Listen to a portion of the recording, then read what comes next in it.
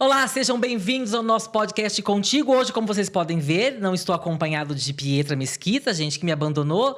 Depois ela vai explicar isso melhor pra vocês, mas estou muitíssimo bem acompanhado, Brasil, de Silvério Pereira! Yeah! Silvério, sabe que pra mim é difícil falar Silvério? É pra todo mundo ou é pra mim? Porque eu sempre penso Silvério, aí eu tenho que me corrigir o tempo todo. É comum pra geral ou eu sou um imbecil? Eu sofro isso o tempo inteiro, assim. Quando não é Silvério, é Silvestre. Na maioria das vezes as pessoas Poxa, falam, gente, Silvestre também já é demais, né? Hoje mesmo eu acordei, a moça, você é o Silvestre, né? E você responde o quê? Não, sou o Tarcísio. Eu corrijo, assim, mas eu entendo também, assim. Primeiro, o Silvério tem uma coisa histórica, né? Sim. Porque a gente aprende isso na Inconfidência Mineira, Exato. Joaquim Silvério dos Reis, então isso fica na nossa cabeça e tal. Então até as pessoas excluírem esse izinho ali do final é difícil porque, enfim, já é de uma construção que a gente vai aprendendo desde criança. Então eu levo na esportiva, tudo bem, corrijo e tá tudo certo. Seu nome tem algum significado especial? Sua mãe deu esse nome por algum motivo especial?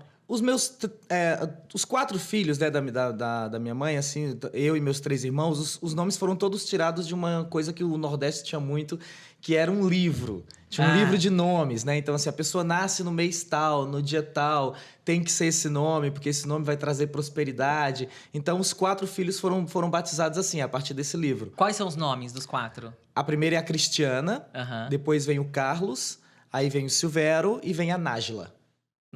Sua mãe deixou os mais especiais pra depois, né? Os mais difíceis.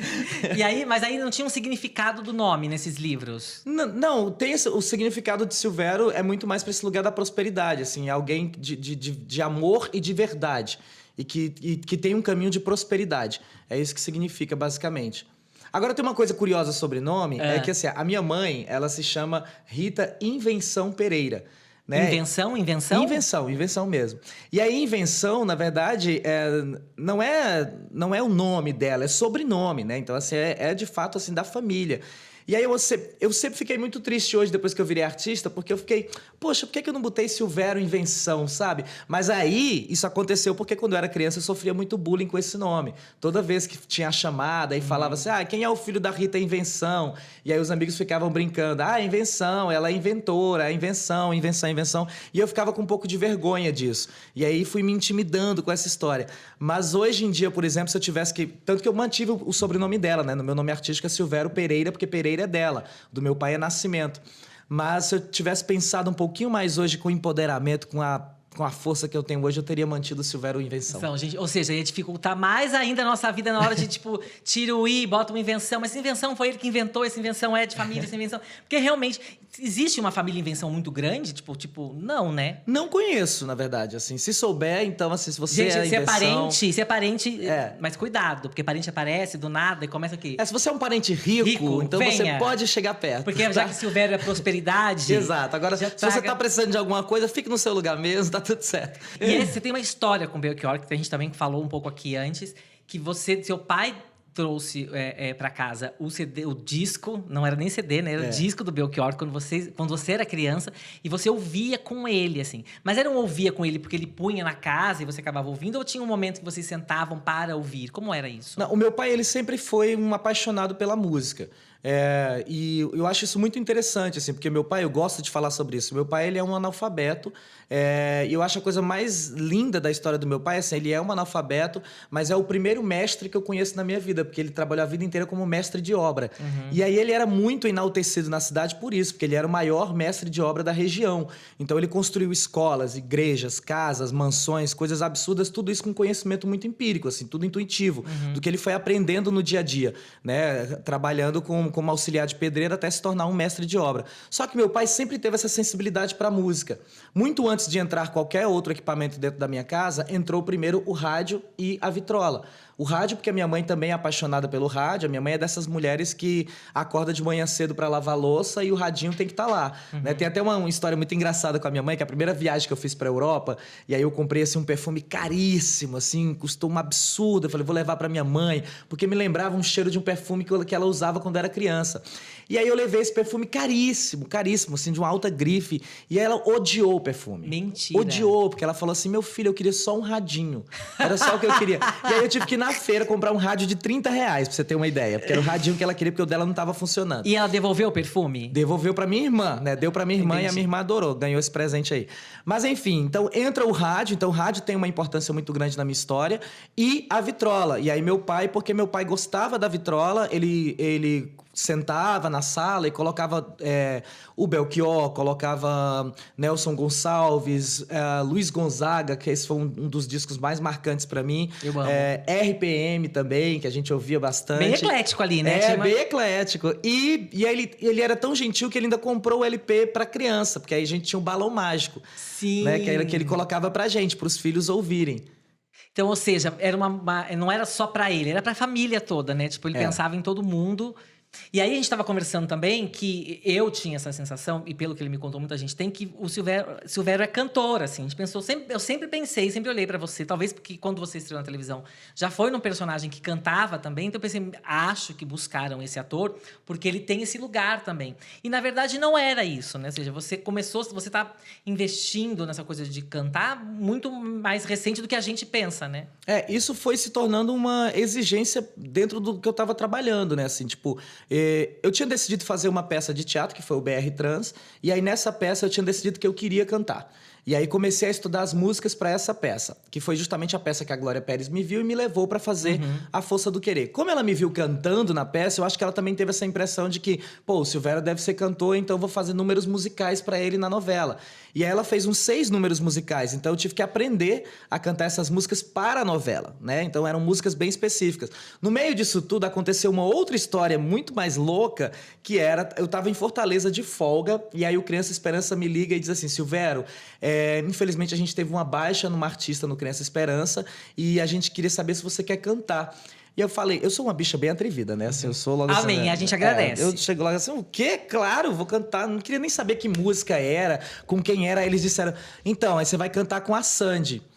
Aí eu dei aquela respiradinha e falei, claro, óbvio, vamos cantar com a Sandy, tá tudo certo. Porque a Pablo não vai poder fazer, então você vai substituir a Pablo e tal. Eu disse, não, tá tudo bem. Sim, só foi se tornando, a responsabilidade só foi crescendo, né? E era uma música que eu não conhecia, que era do Engenheiros do Havaí, que era Nós Somos o Amanhã, acho que essa é a música, não vou lembrar o nome agora. Mas era uma música que eu não conhecia, e eu fui aprendendo a música no avião, porque são 3 horas de voo de Fortaleza pro Rio de Janeiro, e eu tinha que chegar naquele dia para ensaiar, pra gente poder conseguir fazer com a Sandy esse número. Então, assim, fui decorando a música durante essas 3 horas para poder fazer lá. E aí, enfim, aí teve essa demanda. Assim que terminou A Força do Querer, veio o convite para fazer o Show dos Famosos, que era um trabalho ainda muito mais difícil, porque, enfim, era um processo musical, de fato, né? Eu nunca tinha feito musical na minha vida e era isso. Você tinha que aprender a dançar, a cantar, imitar os artistas e do lado de pessoas como Thiago Abravanel, Paulo Ricardo, Sandra de Sá, Alessandra Maestrinha. Eu tava que a galera todo da música cagado. ali, né? Que já tá todo mundo envolvido com Nayara música. Azevedo. Sabe, eu tava todo cagado, assim, eu olhei para aquele mumuzinho, eu olhei para aquele povo assim, gente, lascou, não vou conseguir fazer isso, não vou de jeito nenhum. Foi até a final, né? Eu fui vice-campeão. Exato, gente, exato. Perdi por 2 décimos, você acredita? Esses 2 décimos, quem foi que deu esse voto, hein, gente? Claudinha, eu te amo, Cláudia Raia, tá tudo certo, já passou. Ih, passou, mas guardou o nome aqui, hein, Cláudia? Ela adora também essa história, é maravilhoso. Enfim, deve ser muito difícil estar naquele lugar também, né? E ela bem criteriosa, né? Ela, o Miguel e o Boninho, assim, super criteriosos. E foi uma final bem difícil, porque eu também, mais uma vez, uma bicha atrevida, resolvi fazer Edith Piaf. Uma pessoa já não canta. Aí vai fazer Edith Piaf numa final, né, de um programa super popular e tal. E o Mumuzinho fazendo Ivone Lara, que foi sensacional, deslumbrante. E eu acho que foi justo, acho que foi correto. Teve um desses personagens que você fez no Show dos Famosos que foi mais difícil? Ou pela voz que você tinha que alcançar, ou pelo que você tinha que usar, porque às vezes a paramentação toda era uma loucura, né? Teve um bem complicado para mim, assim, que foi a Gal Costa, assim. Quando eu fiz a Gal Costa, porque eu fiz a opção de fazer a Gal, porque eu tenho uma extensão vocal até bem alta, mas quando a gente foi tomar a decisão de fazer a Gal, eles pediram para baixar o tom. E isso me deixou um pouco desconfortável, assim. Não foi uma decisão minha e a gente teve que baixar o tom. E aí foi desconfortável para mim, porque a primeira coisa que eu sabia que seria criticado era: poxa, você tá fazendo a Gal Costa, mas não tá fazendo no agudo, tá fazendo mais grave. E foi exatamente o que aconteceu. Assim que eu terminei a apresentação, foi a pior nota até hoje do show dos Famosos. Assim, ninguém tirou uma nota mais baixa do que eu no show dos Famosos como quando eu fiz a Gal Costa. Mas, em compensação, eu ganhei da própria Gal Costa um elogio e ela postou nas redes sociais. Eu até postei recentemente em homenagem a ela, porque afinal de contas a gente, né, perdeu tão recentemente. Mas eu tive esse privilégio de que ela viu a performance, que ela ela falou? gostou. Ela falou que estava muito lisonjeada, que ela estava muito feliz e que eu era uma artista muito especial e que ela tinha ficado bem impressionada. Gente, isso porque mandaram baixar 2 décimos, dois Não, tons. essa não. Essa foi lá embaixo mesmo, assim, foi pior Gente, nota. quem fez isso, hein? Quem dá o Quase- nome aqui, Silvério? Vamos botar essa pessoa Quase aqui. fui desclassificada. Foi o júri, né, gente? Ah, Boninho, gente, vamos respeitar, hein, Miguelzinho, gente? Claudinha. Ai, gente, maravilhoso. Bom, estamos vivendo agora uma abstinência de Pantanal, você sabe, Sim. né? Queria saber se você tá vivendo essa abstinência de Pantanal. Olha, Ou se pra vocês o ciclo foi fechado. Beijo, gente, até logo. eu ainda não entendi ainda que Pantanal acabou, gente. Eu acho que ainda tô vivendo tudo isso. Porque a gente tem um grupo, né? A gente tem vários grupos, né? Que o Zé Loreto criou vários grupos pra gente. Que é o Panta Lounge, é o Panta Lovers, o Panta Fest. É um milhão Mas de... por que tantos? Porque a gente faz festas separadas. Assim, tem algumas pessoas que não entendi. podem festa tal. Aí a gente vai começando Gente, a que criar critério outros é grupos. esse de quem não pode ir em festa tal? A gente começa a marcar as festas. Não posso. Aí tira Então vamos a abrir um outro pessoa. grupo, gente. Então Mentira. vamos abrir o grupo agora de quem pode essa festa. E aí a gente foi criando esses grupos. Então a gente se comunica diariamente. Então, pra gente, a sensação é de que não acabou. Fora isso, tem o assédio do público, né? Porque o público ainda hoje tá vivendo, encontrando a gente falando do Zaqueu, da novela, do quanto eles sentem saudade, né?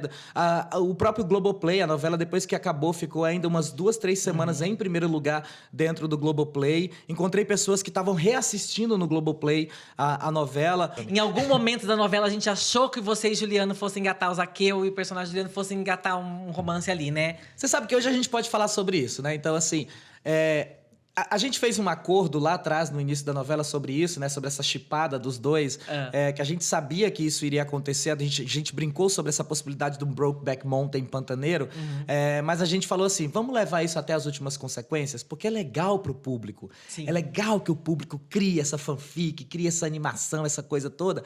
Mas a gente tomou a decisão desde o início que era uma grande amizade. E que a gente precisava romper com essa ideia de que o LGBT, ao se aproximar do hétero, ele tá sempre afim de uma relação afetiva, uma relação amorosa, uma relação sexual, que não é isso, né? A gente pode ter relações de amizade sinceras com diversidade. E era isso que a gente queria construir nessa novela. E eu acho que a gente fez um caminho muito bonito com relação a isso, que as pessoas entenderam bem. Pois é, eu confesso que teve um momento que eu shippei, mas porque eu via muito amor nos dois, assim. E eles se acolhiam, entendeu? E eu gostava muito disso. Bruaca, também shippei você, também. Não tô te dizendo que você não merece, tudo bem. Mas é que eu via muito acolhimento ali. Mas depois também eu entendi essa vertente de vocês. Que é importante falar sobre isso, né? Que levar isso pra uma novela que chega a tanta gente é muito importante. Porque às vezes eu já vi relações de uma pessoa hétero com alguém da comunidade LGBTQIA+, que às vezes não ia pra frente porque ela ficava, em geral, o hétero ficava muito preocupado com o que iam pensar dele, o julgamento, Sim. as piadinhas que ele ouvia, que ele não tava acostumado a esse lugar. Alguém da comunidade já tá acostumado, porque assim, Sim. não que mereça, nem que deveria estar acostumado, na verdade, mas já tá acostumado a ouvir as pessoas a falarem, a comentarem, a um ponto de nem se importar mais, do tipo, quando cresce, quando amadurece. Agora, alguém, um homem hétero, por exemplo, não tá acostumado a esse lugar de piadinhas com a sexualidade dele. Então, isso acaba afastando as pessoas, né? E eu queria também, dentro dessa oportunidade que me deram com Pantanal, porque eu fui pantaneiro, né? Eu assisti Pantanal na primeira versão, assisti reprise, vi no YouTube, porque eu sou completamente apaixonado por essa novela. Mas eu tinha uma relação bem diferente com o Zaqueu daquela época, né? Com o João Alberto, que era uma reação de aversão com o João Alberto. Porque não com o ator, com o Zaqueu. Porque na época do Pantanal, eu devia ter 8, 9 anos de idade, eu já sabia que eu me identificava com aquela figura. E aí, ao ver a maneira como ele era tratado, todo o preconceito que ele sofria, a rejeição, o sofrimento que ele tinha, eu tentava não me identificar com esse personagem, por mais que eu soubesse que tinha essa identificação. Então eu tinha uma rejeição pro Zaqueu da década de 90, sabe? E aí o que da década de 90, não, da década de 80, acho que é 90 mesmo, eu nem vou lembrar agora. 30 anos atrás... Façam contas, isso aí, façam contas. Mas enfim, eu tinha essa rejeição. E aí, dessa vez, nessa versão, com tudo que já aconteceu, com tudo que já conquistamos, né, com as lutas que travamos e o lugar que alcançamos hoje da nossa comunidade, o meu grande objetivo é que era essa rejeição que eu senti lá atrás, quem estivesse assistindo hoje com seus 9, 10, 12, 15, 20, 25 anos, não tivesse uma aproximação. E que realmente se identificasse, olhasse pro meu Zaqueu e pensasse, eu sou igual, eu sou parecido e eu vou lutar igual esse rapaz está lutando. Ele tá lá naquele espaço querendo respeito, tá exigindo que respeitem ele como ele é. Então, eu acho que nesse ponto eu fui muito feliz com o personagem, e tanto que o resultado é esse, assim. Esse carisma que o Zaqueu criou chega no resultado dessa indicação Melhores do Ano, que foi uma grande surpresa. E esse seu pensamento de querer que as pessoas mais novas pensassem diferente do que você pensou quando era mais novo em relação a esse personagem, aconteceu? Essas pessoas chegaram até você? Essas de 8, 9, 10, Sim. 12 anos? Isso aconteceu? Sim, aconteceu. Aconteceu que o Zaqueu virou uma coisa que é uma palavra que eu gosto muito, que não é representatividade. Eu luto muito pelo lugar de que eu não quero ser representação de ninguém, sabe? Nem me acho que eu seja esse lugar de representar, mas eu quero ser referência. Eu gosto do lugar de referencialidade. E aí é exatamente essa referência que eu não tive lá atrás que eu estava tentando construir agora com esse Zaqueu. E aí eu tive feedbacks com relação a isso. Nas redes sociais, muita gente veio dizer para mim que sim, que é importante esse discurso, que a gente precisa levantar essa bandeira e que eu me sinto muito mais empoderado hoje para nos lugares que eu vá, no meu trabalho, na escola, que eu possa dizer assim, eu sou assim, me respeite. Eu me lembro que tem cenas do Zaqueu que viralizaram, né? A cena dele indo embora naquele barco, não sei o quê. Eu me lembro que foi uma cena super emocionante, assim. Muita gente comentou. Foi uma cena que, sei lá, pautou os sites, os jornais do dia seguinte. E acho que ninguém... Não sei se as pessoas esperavam isso desse Zaqueu, né? Que ele comovesse as pessoas, principalmente no mundo em que a gente está vivendo tão louco e tão... excludente, que as pessoas abraçassem esse personagem. Não sei se a maneira como ele foi colocado, se a sua interpretação, se a maneira que ele foi escrito, tudo contribuiu para que isso fosse acontecesse. Exatamente isso, tudo contribuiu. A direção o tempo inteiro conversando, o Bruno o tempo inteiro atento a isso, e a minha proposta de fazer uma curva dramática diferente, porque essa primeira versão é mais cômica. O Zaqueu ficou muito famoso exatamente por ser mais engraçado. Só que o engraçado lá de trás era fazer piada com essa existência. Né? Então a gente não podia mais compactuar com isso em 2022. Então a curva agora era, tá bom, a gente vai começar engraçado, tá? Vai ser super divertido, tanto que o Zaqueu tem uma curva completamente diferente da minha primeira aparição até o final da novela. Mas em determinado momento a gente vai fazer essa virada. E a gente vai levar esse personagem para uma profundidade, uma dramaticidade, que é onde a gente quer tocar as pessoas. E isso foi um grande acerto. Que era que antigamente, né, nos veículos de comunicação, a gente costumava ver muito esse Zaqueu antigo, né? Sempre no lugar do engraçado e tudo mais. Que ótimo, que legal ter a pessoa da comunidade LGBTQ engraçado. Só que não é só isso, e foi isso que o Zaqueu mostrou, né? Ele pode ser engraçado sim, mas quando tocar na ferida dele...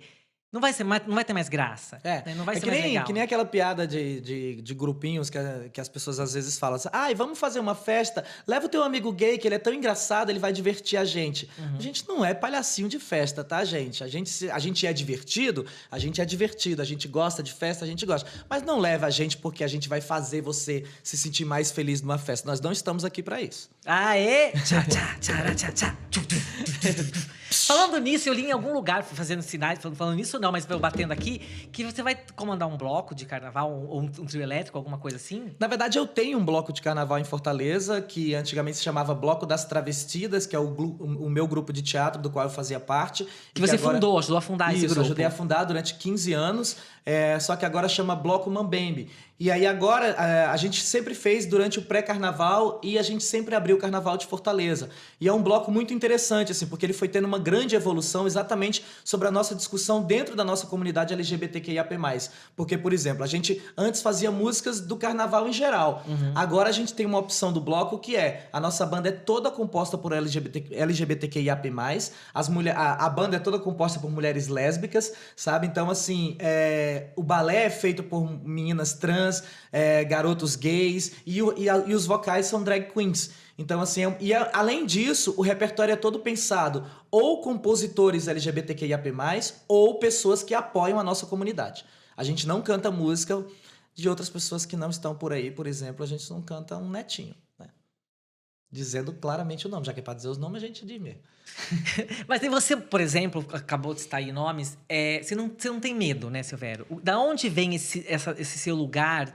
Quer dizer, não tem medo de colocar a sua ideia, digamos assim, porque eu imagino que qualquer pessoa da comunidade LGBTQIAP+, que nós estamos falando aqui, tem medo de violência no Brasil, né? A gente, em vários lugares do mundo e aqui na nossa casa. Mas esse lugar de não ter medo de colocar as suas ideias sempre foi seu, ou isso você construiu, ou você aprendeu? Eu nunca deixei de ter medo, na verdade, né? Então, até mesmo esse show do Belchior que eu estou fazendo, passeia muito por esse lugar, porque o Belchior fala em várias músicas sobre medo, né? Tem uma música dele que é o Pequeno Mapa do Tempo, que ele diz: eu tenho medo, o medo está por fora, o medo anda por dentro do meu coração. Então, o medo tá fora, o medo tá dentro, o medo tá em todo instante. Eu tenho medo de abrir a porta que dá pro sertão, sabe? Então, assim, isso é uma coisa que ainda existe.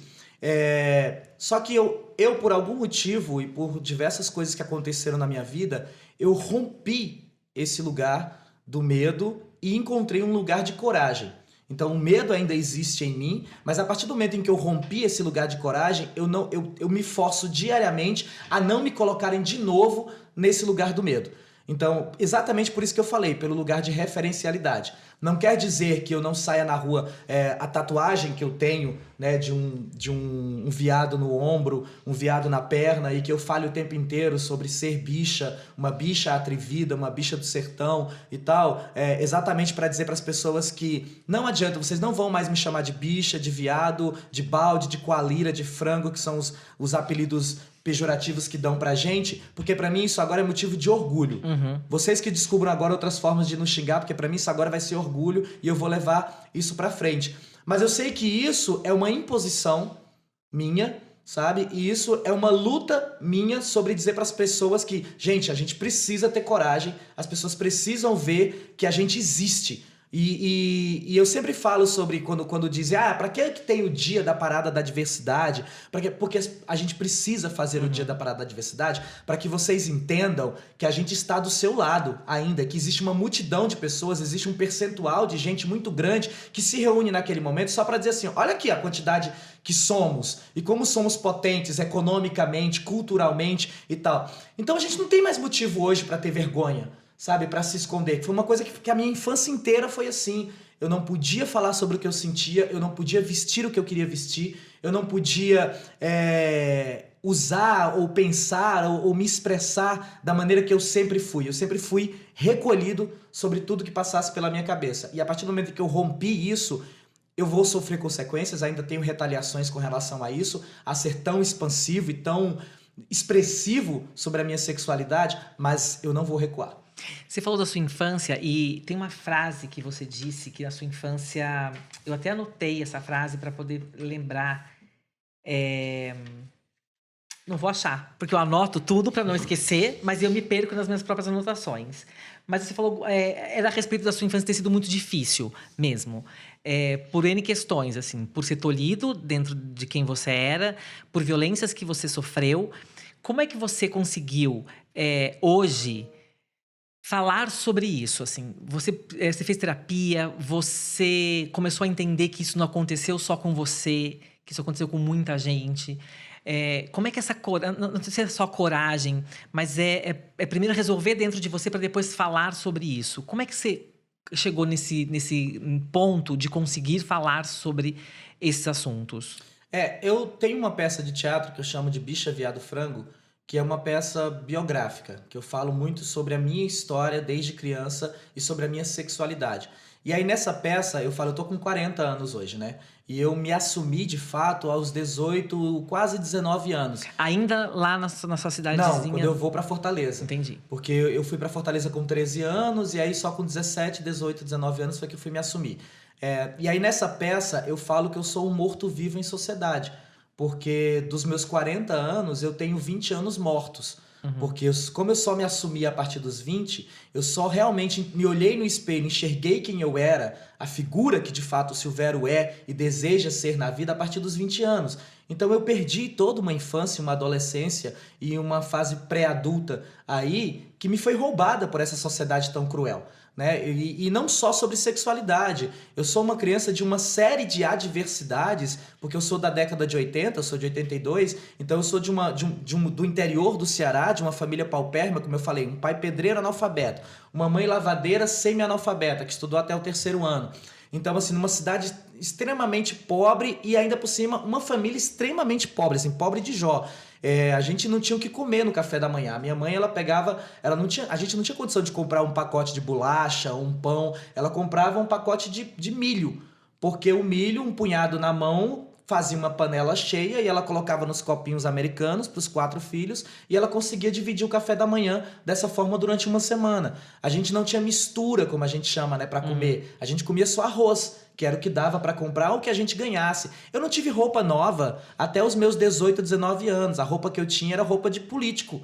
Nessas épocas de campanha que você recebia aquelas camisas com a cara do político ali, era a única roupa nova que eu tinha na vida. Era quando chegava um político na época de eleição e te dava uma camisa. Era isso que eu sabia que era roupa nova, ou o que eu tinha de roupa era com doações que aconteciam de pessoas que passavam pela cidade e faziam doações ou parentes e tal. E fora isso, estudei em escola pública a vida inteira. Eu sou daquela pessoa que passou fome, passou sede, que vi cacimba de água, que é bem característico do Nordeste, de andar 10 quilômetros, entrar dentro de uma cacimba de 5 metros de profundidade atrás de água potável. Então, assim, quando as pessoas me perguntam sobre preconceito, para mim foi muito mais difícil o preconceito social do que o preconceito sobre sexualidade. Porque eu fui rejeitado na escola exatamente porque eu não era convidado para as festas de aniversário, porque eu não tinha condição de levar presente. Né? Eu não era convidado para as festas de fim de ano, por exemplo, que eram as brincadeiras de amigo secreto, porque eu não tinha condição de levar nenhum brinquedo, alguma coisa, ou amigo doce, que seria muito mais simples. Eu não tinha condição de comprar uma caixa de chocolate. Isso não existia. Então, assim, eu fui rejeitado de todos os lugares possíveis, assim, foi uma adversidade muito grande. E aí essa resiliência, ela acontece por causa do teatro.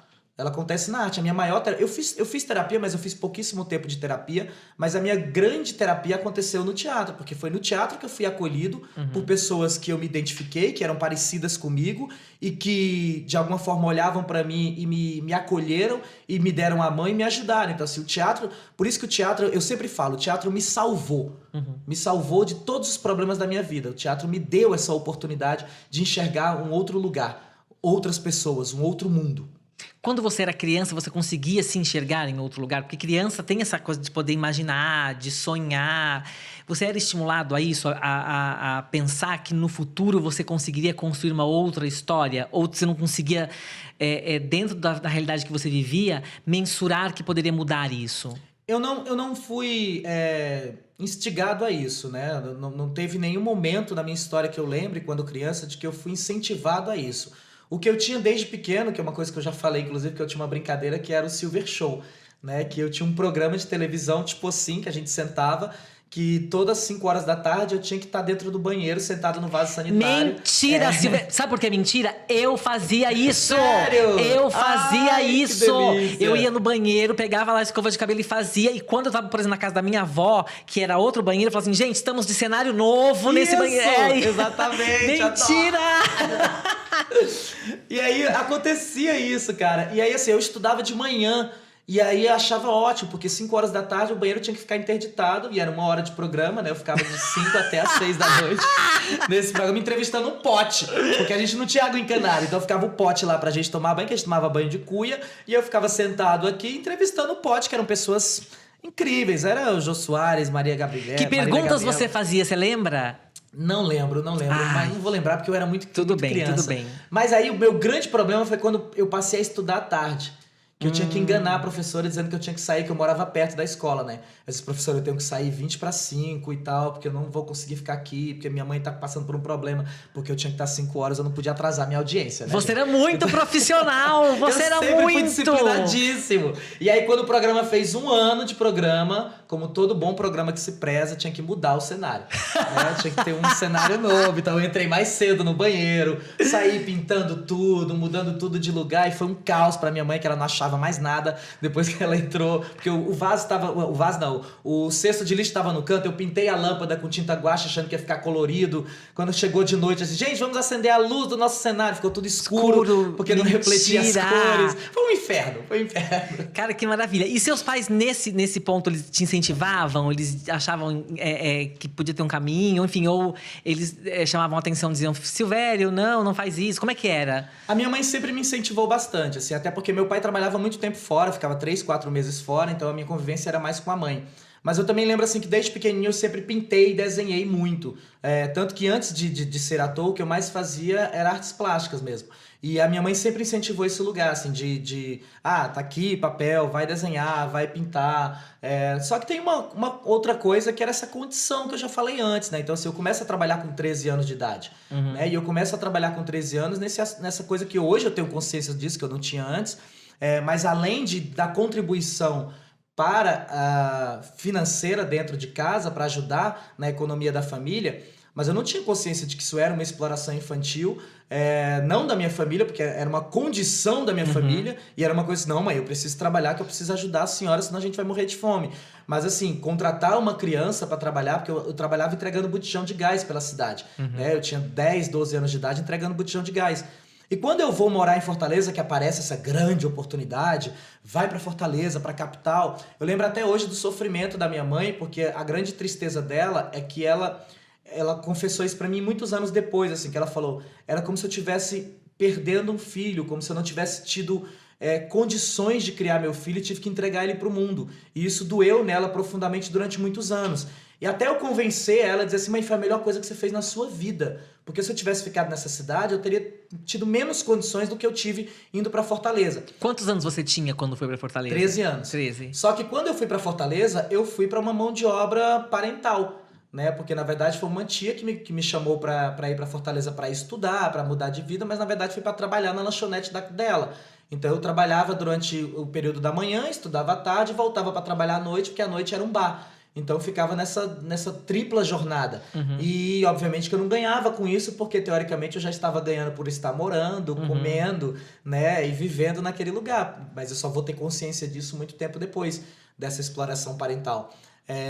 Até o momento em que eu conheço o teatro, e aí o teatro me dá essa virada e eu percebo a possibilidade de ser um profissional, e aí resolvo romper com tudo isso, saio da casa da minha tia para morar sozinho.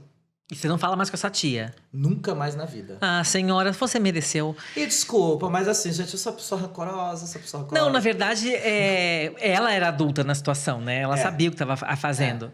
E eu fico pensando, ouvindo a sua história, eu fico pensando que isso ainda acontece muito, né? No nosso país. Eu não sei, pelo mundo afora isso deve acontecer.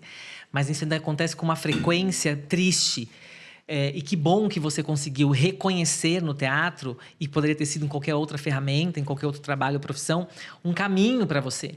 Porque eu acho que é tão difícil, às vezes é tão difícil para as pessoas que estão passando por isso, que às vezes elas não conseguem enxergar uma saída, né? Sim. E às vezes conseguem enxergar só uma oportunidade. Exatamente, assim. E às vezes eu fico pensando que algumas pessoas falam, não, mas quem quer vai lá e faz, acontece. Às vezes não dá, gente. Às vezes o buraco é muito mais embaixo. Eu não sei qual é a luz ou a característica que tem dentro de cada pessoa que faz com que algumas consigam e outras não. E infelizmente as que não conseguem é porque de fato foi tão minada a autoestima dela, as possibilidades. Por isso que eu te perguntei se você conseguia enxergar, quando criança, algum lugar fora daquilo que você vivia, fora daquele contexto. Eu tenho uma coisa que desde pequeno eu carrego comigo, eu sempre falo para os meus amigos, e isso depois eu entendi também na terapia, é que desde pequeno eu nunca vi as coisas negativas. Isso é uma coisa que desde pequenininho eu tinha, sabe? Então assim, se era a pipoca e não o pão, tava tudo ótimo pra mim, sabe? Se era só arroz, tava tudo ótimo. Eu sempre enxerguei, disse, vai melhorar, vai acontecer. E aí eu acho que esse pensamento de positividade sempre me atraiu. E é isso que eu sempre falo pros meus amigos, quando os meus amigos estão lá chorando. Eu tenho um amigo que chora o tempo inteiro. Eu falei, bicha, para de chorar, para de sofrer. Cada vez que você chora, que você sofre, que você remói isso, tudo bem, tem que sofrer, tem que chorar porque aconteceu alguma coisa, deu errado, também isso acontece comigo. Mas não fica alimentando isso. Bola pra frente, aconteceu, agora é pensar como é que supera. Que outro passo você dá pra seguir em frente. Então eu sempre fiz isso a minha vida inteira. De colocar o passo pra frente e pensar no melhor. Ótimo, gente. Obrigado pela aula. Gente, a gente já vai continuar esse papo, mas antes disso, vocês vão conhecer os lançamentos da Citadel, a editora que é parceira aqui da Editora Caras. Você sabe como Dom Pedro chegou a São Paulo? Qual foi o trajeto, por quais estradas e cidades ele passou? O que havia de mais interessante? No livro As Margens do Ipiranga, Rodrigo Trespac nos leva através do tempo, voltando 200 anos e narrando uma parte apagada da história do imperador português. À venda nas melhores livrarias. Bom, Silvério, então vamos fazer o seguinte, vamos pro nosso Cena a Cena, em que a gente vai vou tentar fazer com que você se lembre de algumas cenas que você gravou pra contar pra gente tentar entender, inclusive, quais delas tocaram você. Porque a gente sabe as cenas que você fez que tocaram a gente, que nos emocionaram e não sei o que, mas a gente sabe quais foram que mudaram a sua forma de pensar, ou de agir, ou de enfim. Vamos lá. Tá bom, me fala uma cena que você sofreu pra fazer. Uma cena que eu sofri... Que foi muito difícil. Ai, meu Deus...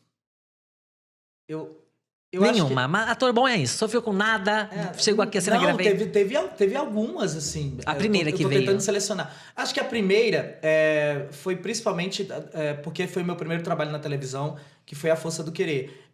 O momento em que a Elis Miranda é espancada pelo irmão, assim, que é uma cena bem dolorosa. Ela tá fazendo um show e aí o irmão aparece no bar, encontra com ela lá montada, né? E aí ela sai correndo, ele corre atrás e espanca ela e deixa... É uma cena super triste, dirigida pela Beta Richard, maravilhosa, uma super diretora parceiraça. E aí a câmera vai se afastando e ela fica lá deitada no chão, sofrendo e sangrando. Você se machucou na cena? Eu me machuquei sim, um pouquinho, mas se for falar de machucar mesmo, foi em Pantanal. Assim que essa eu tentei subir no barco. Ai, a gente viu! E aí rolou um gatinho. Que na hora que eu fui subir. E a cena foi ao ar desse jeito, viu, gente? Porque eu também sou daqueles assim, tá gravando, vai gravar. Vai gravar, eu não vou parar, não. Não sei o que aconteceu. Que você bateu eu bati a canela no barco, gente, né? E eu ficou fiquei todo... com a canela inchada durante 3 semanas. Maravilhoso isso. Não, e o bom é que eles continuaram. Porque imagina você passa por isso e eles falam, corta, vamos fazer de novo, gente? Que não ficou bom porque o ator ali caiu na cena. Mas eu mesmo faço piada, né? Porque aí a cena foi ao ar desse jeito, eu mesmo peguei e eu mesmo editei o gatinho. Eu vi. Eu vi muito. Vamos lá. Uma cena que você tem muito orgulho de ter feito. Eu vou falar de Bacurau, assim. Pra mim, Bacurau é muito especial por todo o processo que foi fazer Lunga, por tudo que Lunga me trouxe depois, assim, dentro do cinema, né? Afinal de contas, foi o personagem que me deu o prêmio de melhor ator no Grande Prêmio do Cinema Brasileiro. E eu tenho muito orgulho da cena em que o Lunga vem furioso, cortando cabeça, e é uma imagem assim que o Kleber Mendonça tá embaixo filmando e eu tô acertando o facão na cabeça lá do cara, e pra mim essa cena, e aí jogando sangue, é maravilhosa. Eu ia dizer isso, tem essa foto sua também, né, do personagem todo cheio de sangue, né, todo banhado de sangue, tem uma coisa... Essa, além da glória, teve o sofrimento, porque eu passei o dia inteiro banhado de sangue no sertão do Rio Grande do Norte, com um bando de... Porque aquilo dali, gente, é groselha.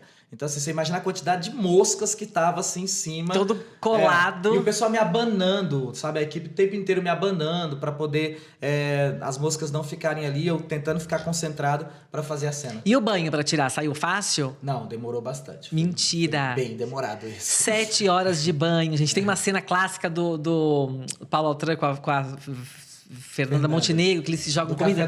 E ele disse que tinha até dentro da cueca dele tinha comida, sabe? Tinha coisa que caiu, assim. Guerra do sexo. Ficou tudo dentro da cueca também? Não vão lembrar. Não ficou, gente. Não ficou. Tava tudo não teria lembrado. Tava organizado. Vamos lá. A cena mais difícil que você fez? Acho que a cena mais difícil foi agora, em Pantanal, que foi a cena que Zaqueu confessava pro Alcides o que ele sentia. Então, assim, Juliano, esse super parceiro de cena, mas foi muito difícil, porque foi a primeira vez que eu sou um ator de monólogos, eu já fiz muito monólogos, mas dentro do audiovisual eu nunca recebi um texto tão grande para fazer, e era um bifão, gente, assim, era um negócio, assim, uma página inteira, que era só eu falando e o Juliano ouvindo. E isso foi bem difícil, assim, a gente chegou a fazer isso uns 3, 4 takes, Em alguns takes teve que fazer kill a kill, parando e fazendo de novo porque eu esquecia.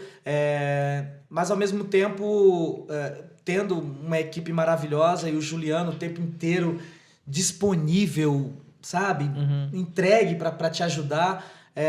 E aí depois o resultado dessa cena foi maravilhoso. Foi lindo. Cara, esse negócio de você tá falando, né? De ter que abrir o coração. Era difícil pra você também? É difícil pra você falar o que você tava sentindo por alguém? Sim, sim. E, inclusive essa cena é muito recorrente assim pra mim, né? Diversas vezes eu passei por esse momento de não conseguir falar pro crushzinho o que sentia e se o crush estava sentindo a mesma coisa. E eu usei muito da minha memória emotiva, da minha Pra usar na cena. aula stanislavskiana, da memória, de puxar aquilo que você já sentiu pra poder fazer aquilo.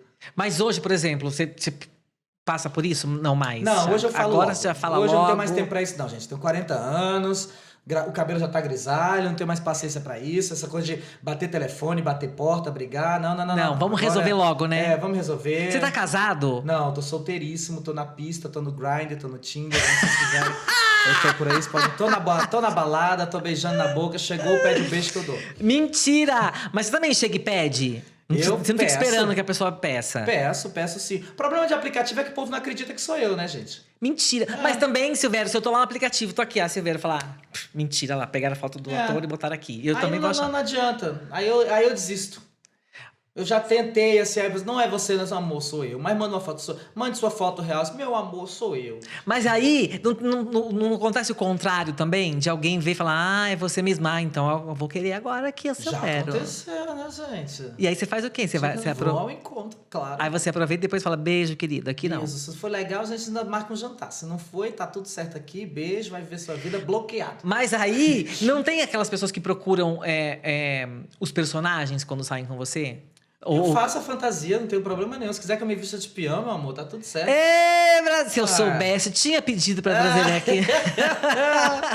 Eu vou te falar, a rede social funciona melhor do que os aplicativos pra mim, porque pelo menos tá lá verificado, a pessoa já sabe que sou eu, não tem muita confusão. Pra paquerar. Você gosta de flertar, de estar nesse movimento, ou você gosta de estar casadinho, mais calmo? Eu gosto de carinho, assim, eu gosto muito de flertar, eu gosto muito de paquerar, gosto muito da pegação e tudo, mas assim, se eu decidir por uma pessoa, eu gosto que a pessoa seja carinhosa, que ela seja o tempo inteiro, ela queira ficar perto, abraçando, cuidando, sabe, dormindo junto, isso eu gosto, assim.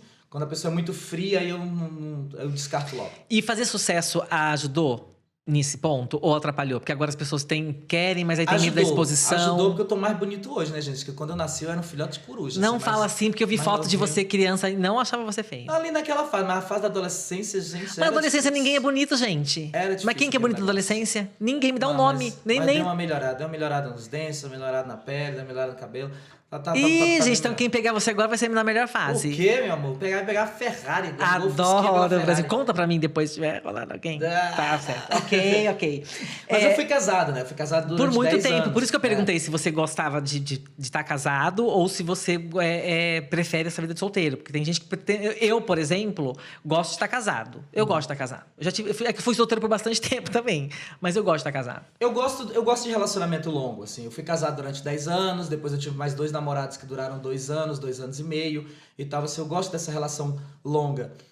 Mas eu também sou geminiano, né, gente? Então eu já sou difícil por natureza. Eu sou casado com um geminiano. Então, eu sei a realidade que toca. Eu vou sempre dizer a dica, gente, geminiano, pra viver com geminiano é só não contrariar. Essa é a questão. Mas, gente... Por mais que ele esteja errado, você vai dizer, tá certo, meu bem, tá tudo certo. Aí ele, daqui a meia hora, ele vai dizer, tava errado. Mas ele tem que tomar essa decisão, não é você que tem que dizer. É isso, gente. Vocês vão pegar na melhor pele, no melhor corpo, no melhor tudo, mas tem aí esses gêmeos aí. Geminianos. E aí o geminiano tem essa coisa. O geminiano é intenso, né? Ele é um negócio forte, assim. Bom de cama. Já jogou aquela propaganda. Mas quando abusa, quando pega entojo, como a gente fala, aí não adianta, gente. O geminiano joga fora mesmo, virou a esquina, já tá pensando em outra. Pegou ranço, já era. Ok, Brasil. Gente, deu todo o currículo aqui pra vocês. Então, assim, é só chegar, já tá tudo organizado. Já sabe por onde conquistar, por onde ficar, a hora que fica quieto, a hora que fala, a hora que beija, a hora que põe a mão. Enfim, tá tudo organizado aqui pra vocês. Vocês me devem essa. O teu próximo namorado tá me devendo essa aqui, que eu fiz toda... Enfim. Bom, uma cena que você gostaria de refazer. Seja porque você gostou muito de fazer, se divertiu muito, falou, poxa, seria legal fazer ela de novo. Ou seja porque você não gostou do resultado. Que eu gostaria de refazer. Nossa, difícil essa pergunta. Ah, tem uma cena na Força do Querer que eu chego pra conversar com a Lília no escritório. E é isso, gente. Era a minha primeira novela, contracenando com um monstro sagrado, como a Lília. E aí eu lembro de eu não estar reagindo, porque eu tava assistindo a minha parceira de cena. Entendi. Eu tava como espectador. E aí a Lília começou a ficar um pouco irritada, com toda razão. Assim, ela nem sabe disso, assim, é na minha cabeça que ela começou a ficar irritada. Mas assim, ela começou a ficar um pouco sem entender o que estava acontecendo, mas é porque eu tava admirando aquela pessoa. Aí quando a cena foi ao ar de verdade, eu falei, caramba, eu podia ter sido um pouquinho melhor, né, nesse texto, nessa relação. E aí essa é uma cena que se eu tivesse a oportunidade eu faria de novo. Gente, Lília, vamos refazer essa cena? Tá feito aqui o convite no ar. Te amo, Lília! Teve uma cena que você não conseguiu fazer? Não, isso não. Que você Sempre- chegou, desisto, gente, encerra, fecha aqui, eu não vou fazer. Não, isso não. Eu jamais faria isso, assim. Deu trabalho, eu vou lá e faço, não tem questão.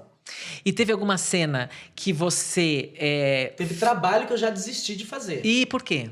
Porque foi um trabalho que eu estava fazendo, uma série, e aí nesse trabalho acabou que veio a pandemia, e aí dentro dessa pandemia não tinha um contrato de exclusividade, Uhum. e aí começaram a aparecer outros projetos, e aí você tinha que ficar fechado com esse trabalho que eu já estava, só que sem receber.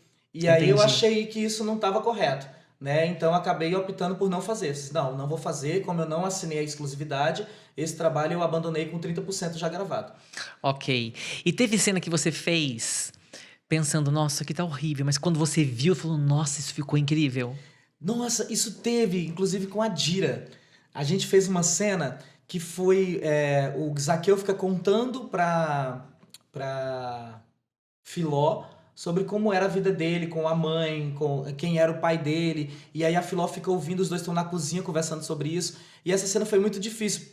Primeiro, eu sempre falo pra todo mundo, eu finjo uma naturalidade em cena, porque eu só tô no audiovisual há 5 anos, né, gente? Eu sou um bebezinho no audiovisual. Já fiz muita coisa? Fiz nesses 5 anos, mas sou um bebezinho. Então, assim, a Dira é a mesma sensação com a Lília, assim, foi a primeira vez que eu contracenei, só eu e a Dira em cena, fazendo uma coisa muito densa, e eu não tava conseguindo, de forma alguma. E aí ela tentando me ajudar de todas as formas e tal, quando no final das contas a direção, a continuista, a Aninha maravilhosa, o Silvério tá indo tudo bem, tá tranquilo. Eu saí arrasado do set. Arrasado, assim, destruído. Aí a gente foi jantar e falei, Dira, eu não gostei. Então, que isso acontece. Foi o 10 que eu levei da Kogut, foi com essa cena. Mentira! Foi a cena que eu menos me senti tão entregue, foi o 10 que eu levei da Kogut. E você acha que isso é autocobrança? Eu acho, eu sou muito criterioso.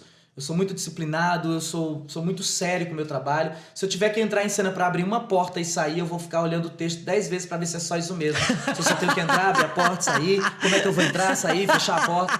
Eu sou assim. Você já pediu pra refazer cena? Que o diretor disse, tá ótimo aqui, queridão. E você, não, quero fazer mais uma, então vamos fazer. Eu não pedi, mas entenderam que eu tava precisando. Nessa cena de declaração pro Alcides, né, que foi uma cena difícil, a gente fez a primeira, fez a segunda, e aí tem uma coisa na televisão que é o tempo, né? Você tem que gravar 15, 18, 22 cenas num dia. Então, assim, tem que correr com a cena, não tem muito tempo pra esperar. Todo mundo tá ali pra fazer o trabalho da melhor forma possível, mas tem um cronograma pra cumprir.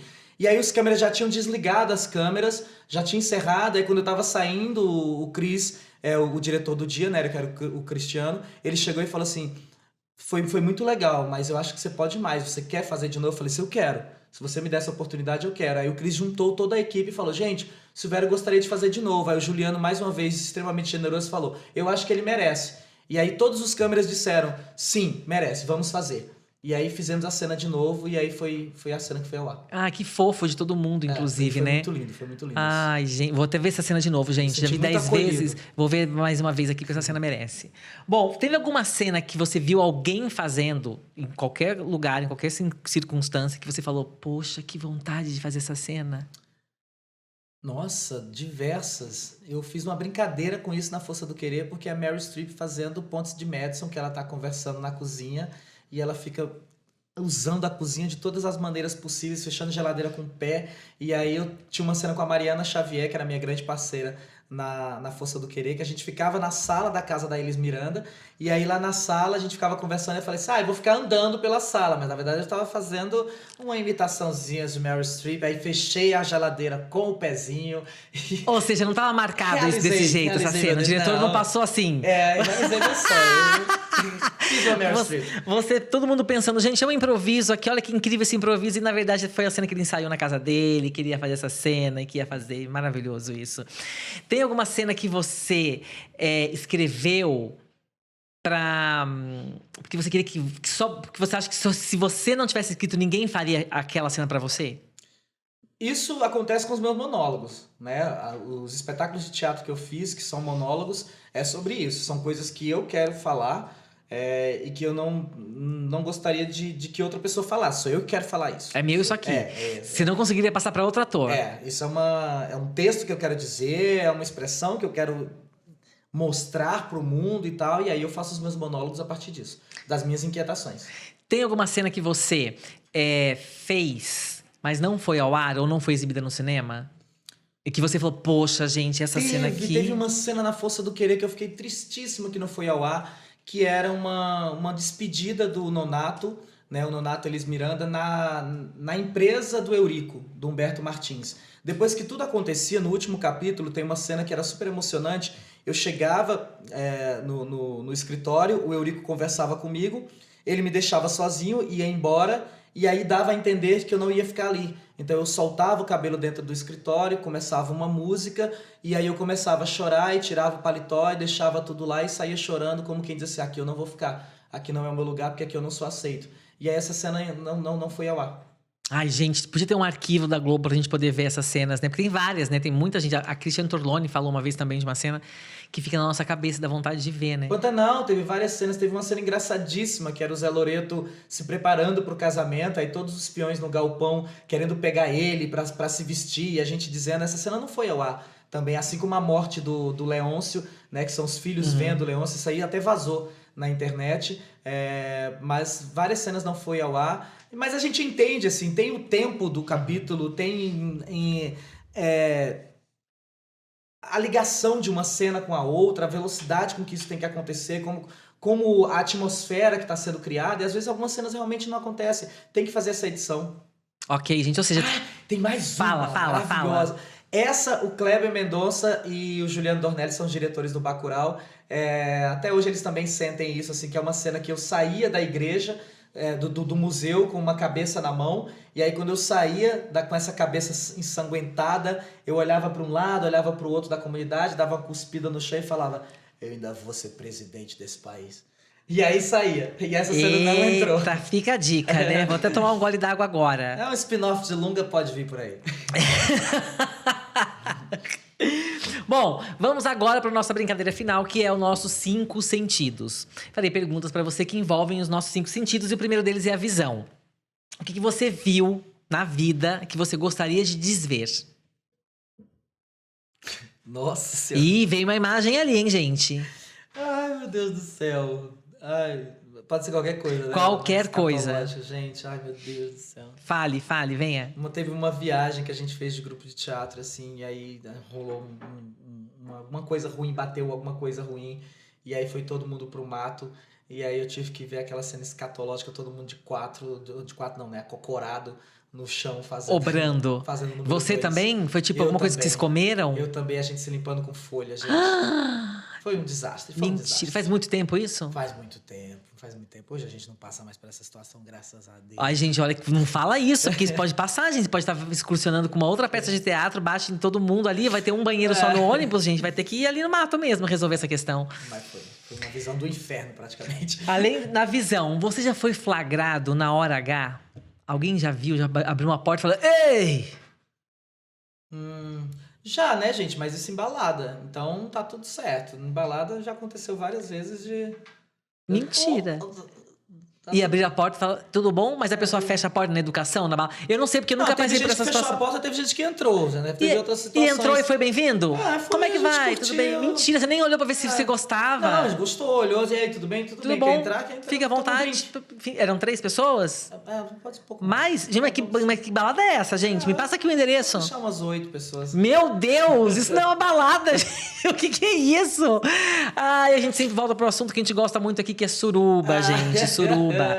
Então, deu pra organizar. Deu pra organizar, foi tudo certo. Eu acho que é um talento, e isso eu não tô brincando, tô falando sério, que é um talento quem consegue organizar a suruba. Eu também acho, assim, eu não consigo administrar tanto.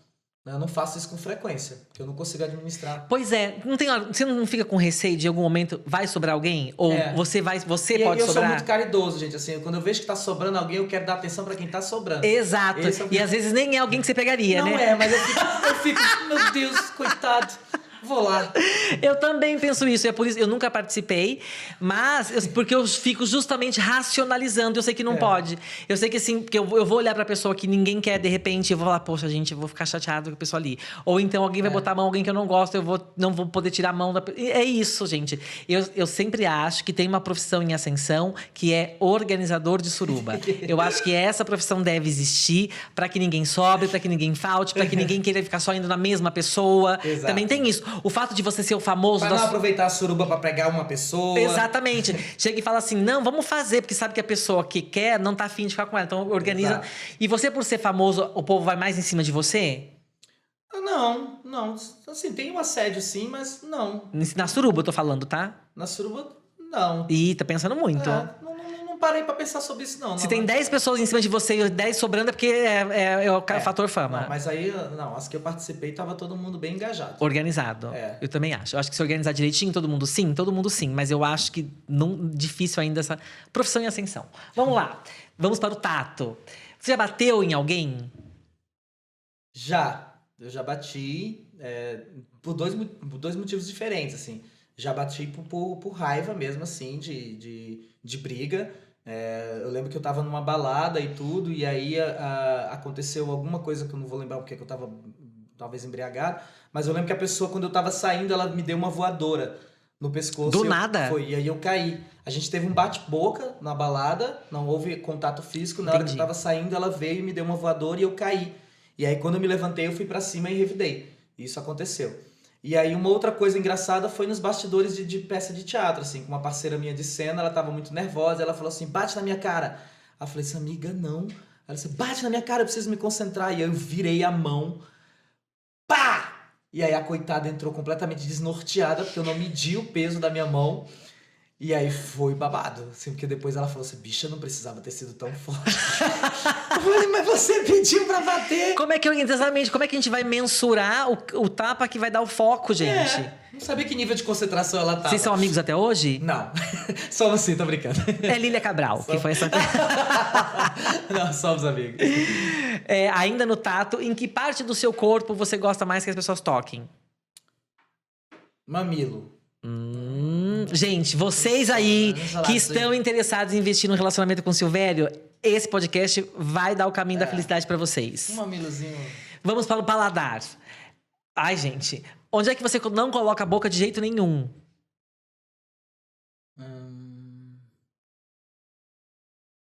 Sei lá. E vai, entendi, topa tudo, tamanho. No vaso sanitário eu não vou botar a boca. Tá certo. Pronto, já deu uma resposta, já te livrei. Quer pensar em outra? Não, pode ficar com essa. Eu acho que é isso. Ok. Gente, eu pensei numa coisa tipo assim, gelatina. Uma coisa que eu pensei. A gente já foi por um caminho tão mais quente que eu já comecei a pensar coisas... E aí ele foi pensando... Não, isso sim. Isso aqui, ok. Isso aqui também. Tudo isso aqui, certo. ok. Tudo bem. Tá bom, vamos lá. Ainda no paladar, qual é o sabor da sua infância? Tem uma comida muito específica no Ceará que poucas pessoas conhecem no Sudeste, que é o mucunzá salgado. Como chama? Mucunzá? Mucunzá. O que é isso? É tipo pra explicar de uma maneira mais prática, é tipo uma feijoada de milho. Ao invés do feijão, você usa o milho E aí você usa pedaços de carne e faz... É exatamente muito parecido com uma feijoada. Então esse é um sabor muito presente pra mim. Aí você falou mucunzá salgado. Tem o doce? Tem o doce. Mentira, o doce é feito com o quê? Com milho e o que mais? É milho, leite condensado, que é aquele do milho branco. Sei. Né? Que não sei como é que vocês chamam aqui, mas é muito comum por aqui. Nas festas juninas tem esse... Ah, eu sei o que é, mas não sei como chama. Mas eu sei o que é que você tá falando. Que tem variações, né? Tem uns que chamam de curau, tem uns que chamam de enfim, não sei. Eu também. Arroz doce é outra coisa. Mas é isso, assim, é o mucunzá salgado. Isso é uma experiência muito, muito presente na minha cabeça. Sempre que eu vou no interior, a minha mãe faz. Ai, adoro. Eu fiquei com adoro vontade. isso. Você cozinha? Você sabe fazer mucunzá? Eu cozinho, não. Mucunzá não sei não, que isso aí é uma iguaria que é bem difícil. Mas eu cozinho. Bem? Cozinho bem. Fala um prato aí, fala um prato aí seu. Arroz de camarão é meu prato principal, assim, arroz de camarão eu faço sensacional, pode ter certeza. E uma picanhazinha, um churrasquinho. Ah, manda bem. Porque quando alguém fala que cozinha bem e fala eu faço estrogonofe, eu falo, parou com a palhaçada. Não, arroz de camarão, querido, arroz de camarão. Ficou aqui esse convite. Tem receita minha aí na internet de arroz de camarão, viu? Ei! Olha só, vamos pra audição agora. Na hora H, você já ouviu algo broxante? Já. Ai, meu Deus, vou ter que falar sobre isso. Vai ter que falar sobre isso. Essa é bizarra, gente. Na hora H, tava rolando, aí o cara falou assim, faz carneirinho. Aí eu fiquei, faz carneirinho? O que é carneirinho, gente? Não faz carneirinho. Eu falei, mas o que é carneirinho? Aí ele falou, faz carneirinho. Aí o que eu pensei? Eu fui, bé. Aí eu fiz. E aí não teve mais como continuar depois, gente, depois disso. Porque tu imagina, você vai precisar fazer bé. Mas aí era isso que ele queria? Assim, faz carneirinho. Aí eu falei, isso aí é a bezerra, não é carneirinho. Ora. Gente, eu também não sei nem o que é a bezerra. A bezerra é fazer pressão, gente. Fazer pressão. Ah, entendi, gente. Nossa, ele falou carne... Mas ele era de algum lugar específico do país? Do Nordeste, claro, né? Porque a pessoa fala bezerra e carneirinho tem que ser do Nordeste. E aí fiquei pensando assim, gente, aonde que tem essa gíria faz carneirinho? Se fez um bé. Fiz um bé, gente. Fiz um bé. Muito eu bom. Com tanta vergonha que vai, amigo, não vai mais dar certo. Mas aí não continuou, acabou, parou ali. Parou ali. Mas depois teve um outro dia que vocês se reencontraram? Não, nunca mais. Acabou, né, gente? Nunca mais. E ele deve pensar, ele deve contar essa história. Gente, fiquei com um rapaz famoso que ele faz carneirinho, gente. E ele vai pensar que a fantasia é tua de carneirinho. Ih, gente, que loucura. Maravilhosa essa história. Ainda na audição, qual é o elogio que você mais gosta de ouvir? Eu gosto de ouvir sobre o meu trabalho. Coisas que falam sobre o meu trabalho. Isso eu gosto muito, assim. Porque eu sou um trabalhador, gente. Assim, quem trabalha comigo, quem convive comigo, sabe que eu trabalho 24 horas por dia. Eu tô sempre pensando no que eu vou fazer, o que a gente vai produzir, quando é que a gente vai estar fazendo alguma coisa de novo. Então, assim, quando elogiam o meu trabalho, eu fico bem feliz. Quando dizem, nossa, você é muito bom, você é incrível, o seu trabalho me comove, essas coisas me deixam feliz. Vamos pro último, que agora é o olfato. Você costuma meter o nariz onde não é chamado? Costuma, porque como geminiano eu faço isso o tempo inteiro, assim. Mas isso já te trouxe algum problema? Já, vários, porque às vezes eu sou... gente, geminiano, a gente tá aqui no papo, eu tô prestando atenção no que estão fazendo aqui no bastidor, eu tô prestando atenção no que tá acontecendo lá fora, assim, a gente fica... Ou seja, ele tá prestando atenção em todo mundo, menos em mim, gente, é isso que tá acontecendo aqui. E aí, eu, por exemplo, quando eu vou pra algum lugar, e aí eu fico escutando as conversas, aí às vezes já aconteceu de eu dar opinião. Mentira, de alguém que você não conhecia? E a pessoa diz assim, mas o que você tem a ver com isso? Aí você falou assim, eu tô aqui ouvindo, você me respeite. Vocês falem mais baixo, porque aí eu não tenho nada a ver com isso. Mas na altura que vocês estão falando, tá praticamente uma audiência. Olha, olha o geminiano, Brasil. Olha o geminiano.